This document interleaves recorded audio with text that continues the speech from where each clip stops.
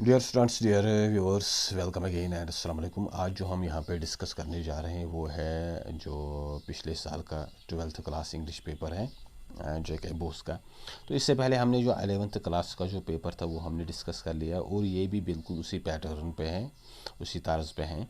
तो सबसे पहले जो आपका यहाँ पे है वो है रीडिंग कॉम्प्रहेंशन, सेक्शन ए जो है, and then section B is writing skills and grammar, and the third section is literature. जो आपके जो लेसन हैं उन पे जो बेस्ड क्वेश्चन हैं। तो सबसे पहले जो यहाँ पे आपका ये रीडिंग कॉम्प्रहेंशन में ये पैसेज दिया गया है, ये सेल्फ हेल्प पे बेस्ड है। जो इसका सब्जेक्ट मैटर है, जो इसका टॉपिक है वो सेल्फ हेल्प या जो सेल्फ कॉन्फिडेंस या सेल्फ रिलायंस जिसको आप कहते हैं उस पे हैं। तो इसको हमको एक मुख्तसर सी समरी देनी है और इसका एक सुइटेबल टाइटल देना है। इसको समराइज़ करना है और फिर इसका एक टाइटल देना है जो यहाँ पे है। इस तरह मैंने यहाँ पे लिखा है। इसका जो टाइटल ही मैंने दिया है वो है सेल्फ हेल्प, और इसकी जो समरी है वो मैंने यहाँ पे मुख्तसर सी लिखी है। Self help is important to get success in life. Successful people are always helpful and confident, and God always help them. Unsuccessful people mostly rely on the others and are idlers and lack self confidence. God came to help those who help themselves. Uh, Lives of great people are the reminder of this self help and self reliance, and success comes from the effort and not simply luck. तो मैंने यही इसकी एक summary लिखने की कोशिश की है। तो असल में जो यहाँ पे हैं आपके जो क्वेश्चन हैं टोटल यहाँ पे वो 11 हैं, 11 हैं, और फिर जो मैक्सिमम मार्क्स हैं वो 18 हैं, और पेज जो हैं वो इसके 8 हैं, और टाइम जो है आपका वो 3 घंटे हैं जो यहाँ पे आपका पेपर है।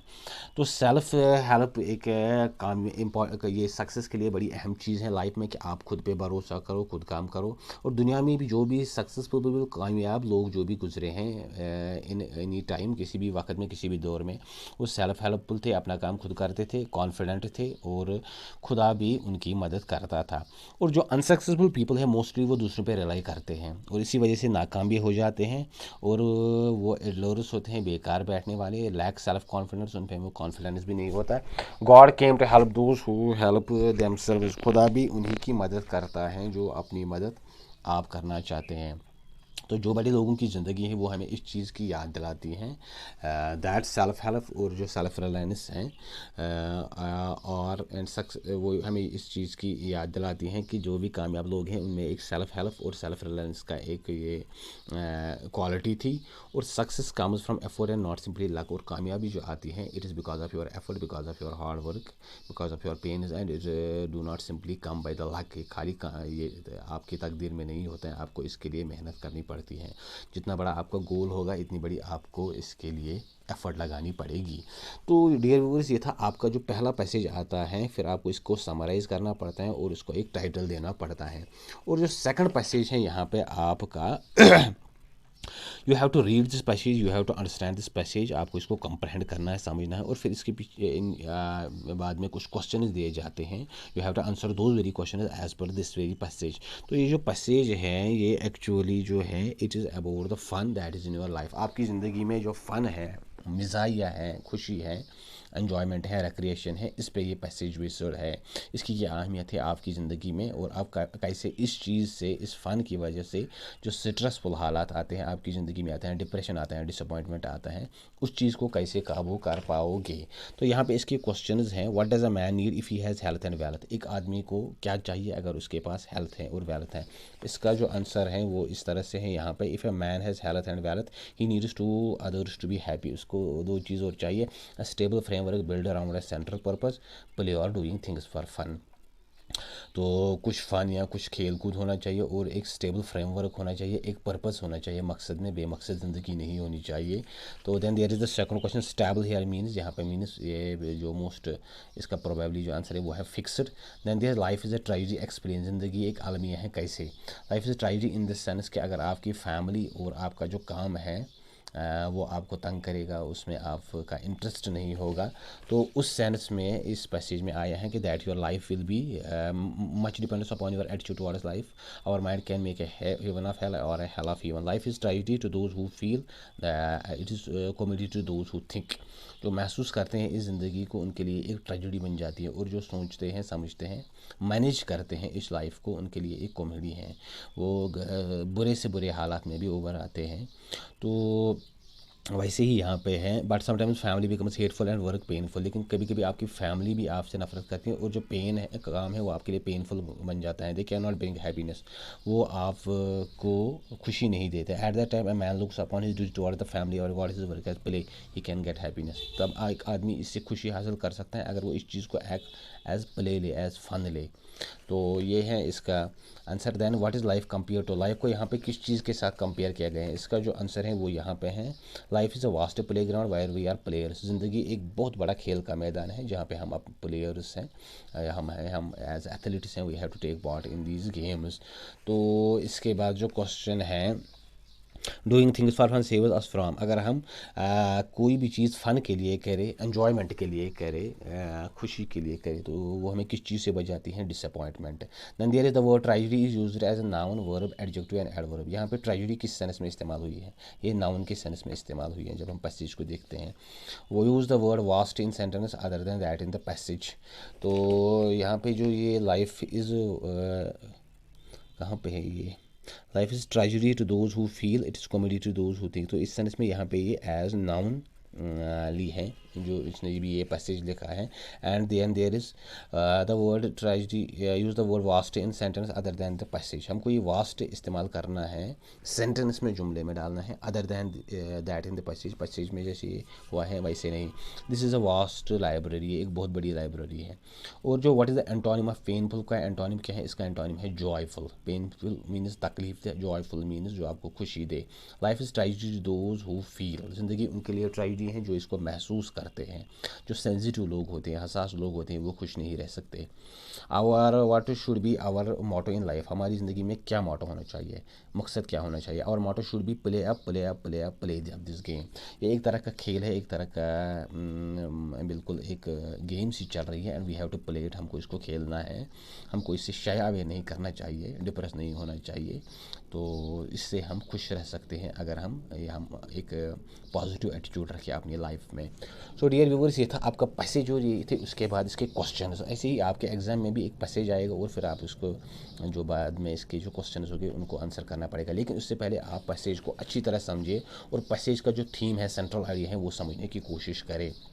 तभी आप इसकी कोई, चाहे वो समरी फिर इसकी लिखनी पड़े, टाइटल देना पड़े, या फिर क्वेश्चन जो है वो आपको सॉल्व करने पड़े, तभी वो आप सब कर सकते हो। देन देयर इज़, इसके बाद जो है आपका सेक्शन बी जो है यहाँ पे, that is writing skills and grammar. जो आपकी राइटिंग स्किल्स हैं, आपकी लिखाई और आपका जो ग्रामर है, जो ग्रामेटिकल रूल्स हैं, तो वो चीज़ आपको इस सेक्शन में देखनी है कि आपकी राइटिंग, आपको अलग अलग जो चीज़ें लिखनी पड़ेगी, चाहे पोस्टर मेकिंग है, चाहे वो पोस्टर मेकिंग हो, या फिर आपकी ईमेल राइटिंग हो, या एडवर्टाइजमेंट राइटिंग हो, या कुछ लेटर राइटिंग हो, वो सब चीज़ें इसमें आती हैं। तो सबसे पहली जो आपका क्वेश्चन है यहाँ पे, you are the principal of JNM school Srinagar, you want an English teacher to teach 11th and 12th class, to draft a classified advertisement for the post of English teacher in your school। आप principal हो किसी JNM school Srinagar के, और आपको एक English teacher की ज़रूरत है, and you have to write down a classified advertisement. आपको एक अच्छा खासा एक एडवर्टाइजमेंट लिखना है इंग्लिश टीचर के लिए इन योर स्कूल, आपके स्कूल में। नॉट एक्सीडिंग 50 वर्ड्स, जो 50 वर्ड से ज़्यादा नहीं है। तो ये चीज़ें आपको सीखनी है। या आपकी जो इंग्लिश टेक्स्ट बुक्स हैं 11th 12th की, उसके एंड पे ये सब चीज़ें दी गई हैं, जो राइटिंग स्किल्स हैं यहाँ पे जैसे हैं।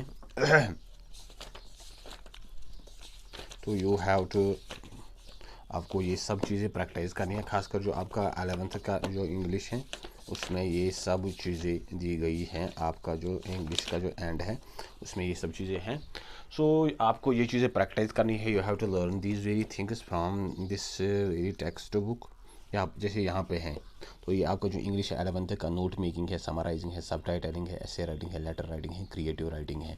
ये सब चीज़ें आपके इस जो राइटिंग सिकल या आपका जो ग्रामर है, इसमें ये सब चीज़ें आती रहती है।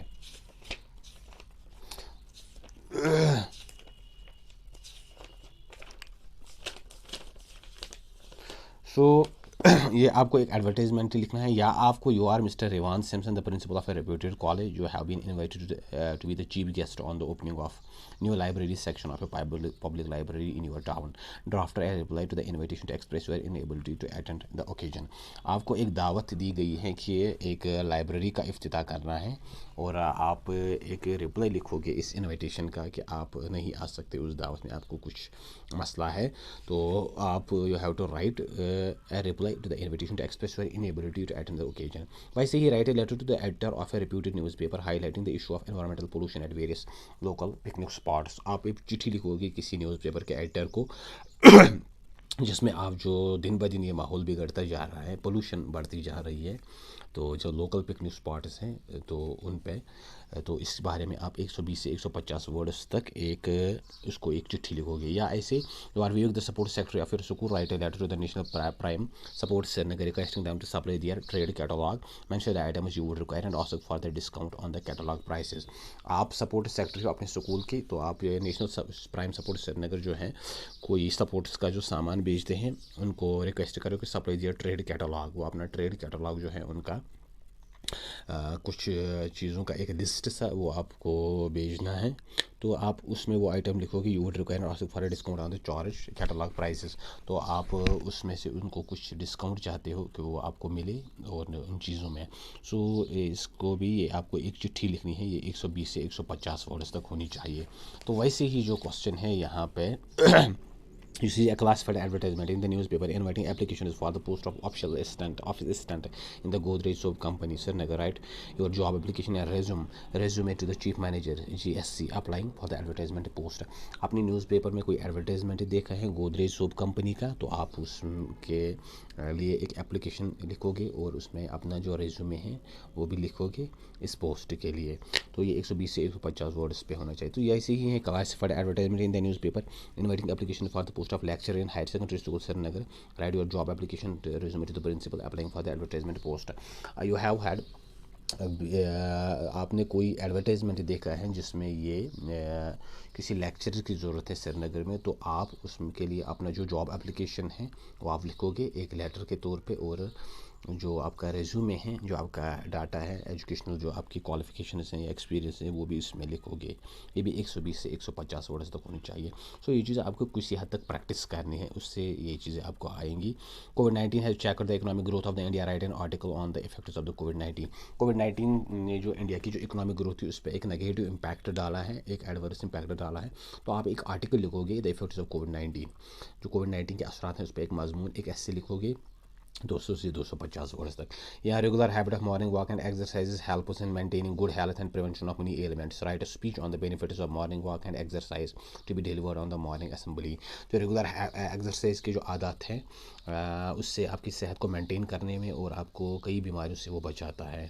तो आप स्पीच लिखोगे, एक तकरीर आपको करनी है मॉर्निंग वॉक की जो बेनिफिट्स हैं, और जो एक्सरसाइज है वो मॉर्निंग असेंबली में वो स्पीच आपको लिखनी है। तो वैसे ही है edit the following passage, it is his करम his destiny says Mukesh grandmother. तो यहाँ पे ये मुकेश आएगा, इट इज़ हिज करम हिज डेस्टिनी, तो मुकेश इट इज़ हिज करम हिज डेस्टिनी, तो यहाँ पे ये आ जाएगा, यहाँ पे कॉमा, ये एक्चुअली यहाँ पे हमको इन्वर्टेड इसमें लिखना है कि एक्चुअली है says Mukesh grand mother who have watched her go blind with the dust from the polish the glass of Bangladesh can God given lineage our be broken see implies। तो हमको ये पैसेज जो है इसको एडिटिंग करनी है, इसके जो पंक्चुएशन है या कुछ ग्रामेटिकल मिस्टेक्स वो हमको दूर करनी है। तो फर्स्ट ऑफ ऑल ये इन्वर्टेड कामाज में आएगा ये, क्योंकि ये मुकेश कह रहा है इट इज़ हिज कारम हिज डेस्टिनी, ये इसके एक्चुअल वर्ड्स हैं, इसको हम इन्वर्टेड कामाज में रखेंगे। यहाँ पे फुल स्टॉप डालेंगे, यहाँ पे कामा सेज मुकेश ग्रैंड मदर, ये मुकेश की जो ग्रैंड मदर है वो कह रही है। तो यहाँ पे आएगा फुल स्टॉप, यहाँ कामा भी आप डालोगे, who has watched her own husband go blind with the dust from polishing, तो ये इसको पॉलिशिंग आएगा और यहाँ पे इसके साथ मुकेश एप्स्ट्रॉफी और एस डालना पड़ेगा। द गिलास ऑफ बैंगल्स, यहाँ पे फुल स्टॉप आएगा, फिर ये सी कैपिटल आ जाएगा। कैन द गॉड, गॉड यहाँ पे कैपिटल आ जाएगा और यहाँ पे द भी आ जाएगा। Can the God given lineage ever be broken. तो ये मुझे सेंटेंस समझ नहीं आ रही है क्या कह रही है। शी इम्प्लाइज, यहाँ पे एक कॉमा आ जाएगा और ऐसे आ जाएगी she implies full stop. Born in the, यहाँ पे कैपिटल फुल स्टॉप आ जाएगी, फिर यहाँ पे कैपिटल से स्टार्ट होगा। Born in the castle of bangle makers, they have seen nothing but bangles in the house, comma आएगा। In the yard, in every other house, comma every other yard, every street in Firozabad. So dear viewers, ये था passage जिसकी हमें ये punctuation है, grammatical correction है, वो देखनी है, इसको ठीक करना है। तो ये भी आपके इस पेपर में आता है और ये चीज़ें आपको सीखनी है। और फाइनली जो है then there is the literature section, और जो है इसके बाद वो है लिटरेचर सेक्शन।